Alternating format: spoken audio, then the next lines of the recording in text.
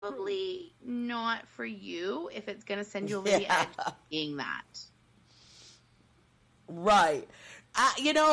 So a lot of people, I think, must be that age group. Honestly, I don't know. I don't either. It just blows my mind. Like, and I don't know if these women are actually upset over it or they just want something to talk about. Yeah. You know what I mean? Like, sometimes I read these stories and I'm like, you just can't really be that upset over this. And maybe they are. But I guess if all right, I'm trying to like imagine if I was all right. So you're on Instagram and you are following nothing but them little, and those little social media influencers that are always in bikinis. You know what I mean? Yeah. Yeah. So it would be like all the girls that are on The Bachelor now, what their Instagram looked like before they got picked to go on The Bachelor. Yeah. Right? Just thirsty photos of them looking like supermodels in their bikinis and posting them all day, And then your husband or boyfriend is just like obsessively following 1,000 of them and just constantly liking all of their photos. I guess, but then like, okay, so he's looking at him, he's liking them. Are they afraid he's going to like slide into her DMs and they're going to start chatting? I mean, I'm sure any guy that's like on there like obsessively liking and looking at those girls is not doesn't have a chance with them. Thank you. I was trying to put it more nicely. Like, he's not a 10. He ain't getting a 10. No. Like, I don't know. It just blows my mind. But honestly, Jen, this, like, all right, I'm thinking about things now that, like, paper is not out, okay? So, magazines, okay? So, there was a time when men would buy Playboy, Penthouse, whatever, you know what I mean, magazines, and like flip through them and look at all the hot girls. And I'm not even saying that they have to be naked. You know what I mean? They're in like bikinis or whatever. That's how now you just can go on Instagram and, they're not naked, but they're pretty damn near close. I know I follow a few women that post very thirsty photos, and it's because they were on one of those cheesy TLC shows that I watch. You know what I mean? Like, there's one called Smothered where the mother and the daughter hang out. I was obsessed. I watched, like, the whole season of that. It was so ridiculous. But I follow one of the daughter of the mother, and she posts the most thirsty stuff. That's how she obviously got picked. She has this really big butt, and she's always like half naked in it. And she's got, oh my God, she must have like 700,000 followers because her pictures are so thirsty. And it isn't from that TV show because it wasn't that popular. But that now, if you're looking at them, these guys, just don't like the picture. Right? You won't. Yeah. Your girlfriend's not even going to know what you looked at. But if you're sitting there liking them, can't you just? How many? I'm on Instagram. How many times I don't like a picture because I'm scrolling and I'm too lazy to double tap. Yeah, rarely do I ever like them. But I'm also not a big Instagram person. Like, I'm not ever on it. Yeah, unless I'm posting something, or if somebody says go look at something. Like, I just never. And I never watch Instagram stories. Yeah, and somebody says something really good's going on in this story, then I will. Okay, I have like my favorites lined up, and I watch their stories throughout the day. But it's like Eliza Sledginger, Fortune. There's a lot of comedians who post all day, and their stories are hysterical. So Heather McMahon's another one. Great stories. She is hysterical. hysterical. And I watch hers nightly, like while I'm doing like washing my face and brushing my teeth and stuff. Right. She's only got like 10-15 minutes going on her story. Mm-hmm. So I'll just play that because she's really, really funny. Yeah. But I don't there's no interaction on Instagram, I think is what I don't like about it. Like as opposed to Facebook or something. You can comment back and forth. Yes. I just don't get that on Instagram. Yeah, I don't. Instagram is pretty boring. You know, as far as that goes. Like I say, I'm entertained by all the stories of the comedians I follow.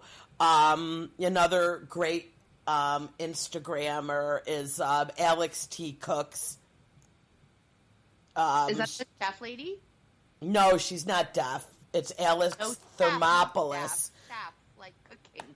Oh, yes, I'm sorry. Yes, that's her. Chef, yes. Yes, her stories are... She used to be a stand-up comedian, so her stories are very entertaining.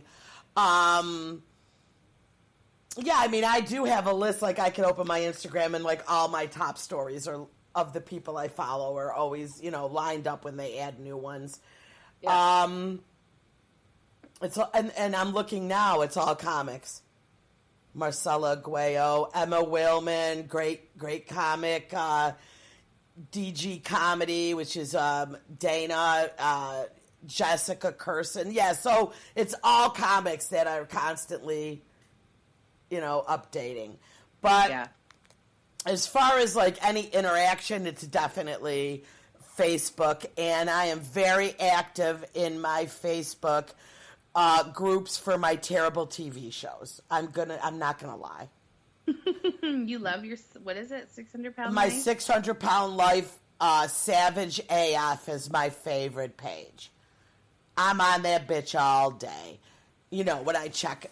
It's like, you know, how you could set so those pop up first in your news feed. Yeah. I follow that one. There's like 1,600,000 life groups, but there's only like 3 that I follow, and they're the like uncensored, very savage ones. And I've sent stuff to our chat group that I pulled off of there, and you guys are like, stop it right now. Shame on you. What are you even looking at? So it's terrible. But they play a game on there. It's called Name That Foot. Oh, my God. And, you know, some of these people are so big and their feet it's terrible. But they'll post just a picture of this certain one's foot, and there's 8 seasons, so it's called Name That Foot. It's, you know what? It's harsh. It's harsh. I'm not going to lie. But, yeah, that's one of them. And, of course, all my 90 Day Fiancé groups, which tonight's a new one. That's another one I don't watch. Okay, well, you know what, though? You don't watch any of those ridiculous reality shows except for Below Deck. Frickin' Below Deck, I'm addicted. Yeah, Below Deck is... There's a new one called Sailing. It just started last week. There's only one show to catch up on. I'm going to watch it. Tomorrow is it night good? The second one. But I love Kate.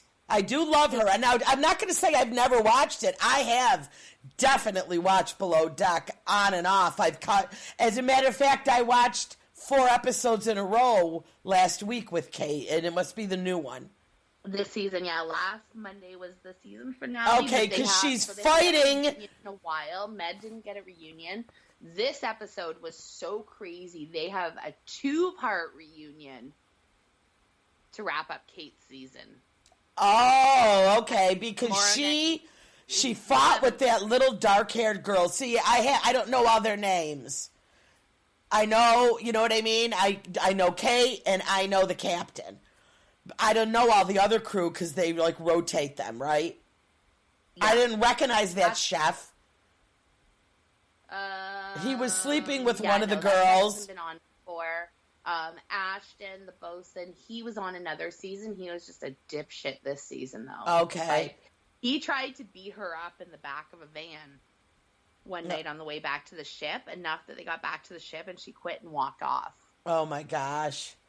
So I did watch some of that. I'm currently, I love, my two favorite channels are Bravo and TLC. And I also like the one that does Naked and Afraid, what channel is that?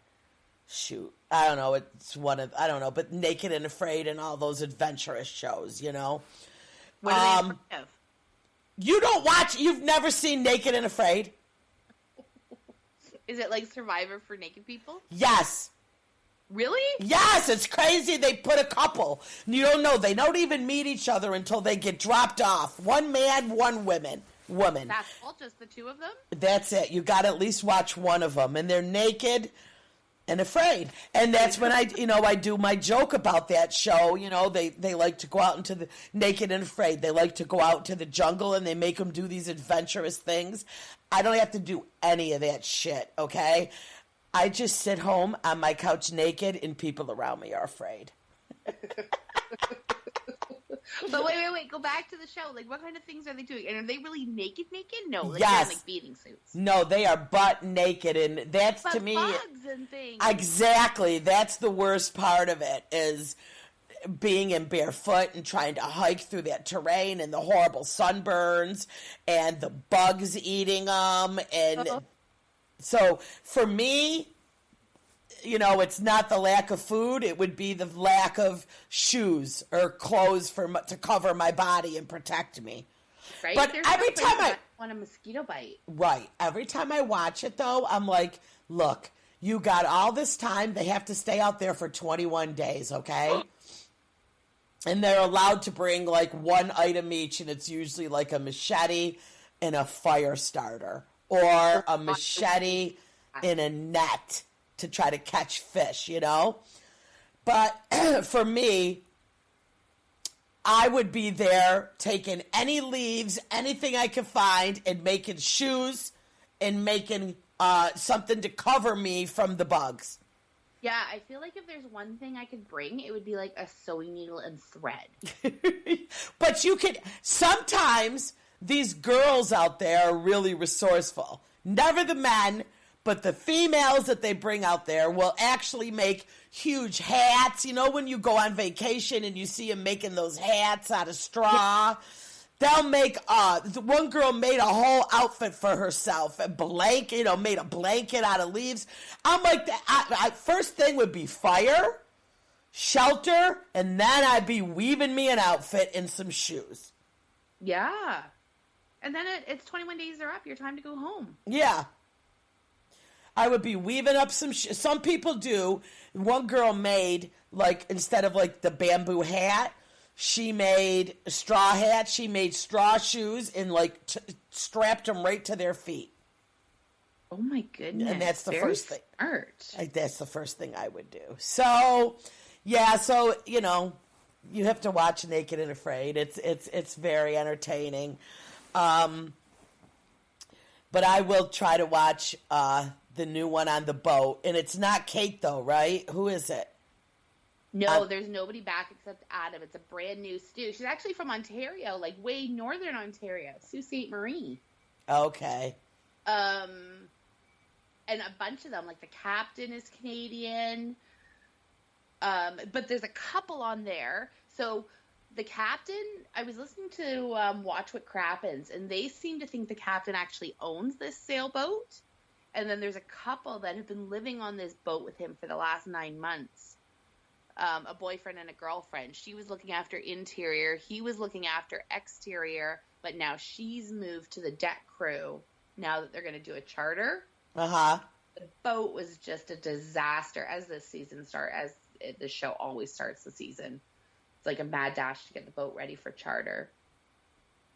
But yeah, like it's a sailing boat, so like the kitchen is flooding because the boat's sitting sideways while it's sailing, and the ice machine is trying to fill, and all the water is just pouring out of it. What? This doesn't look enjoyable. How much do they pay for one of these charters?